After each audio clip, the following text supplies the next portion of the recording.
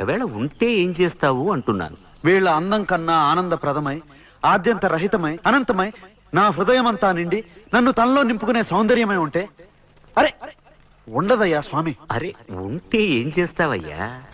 ఆ సౌందర్యానికే దాసోహం అంటాను. అయితేరా చూపిస్తాను. పద చూస్తాను.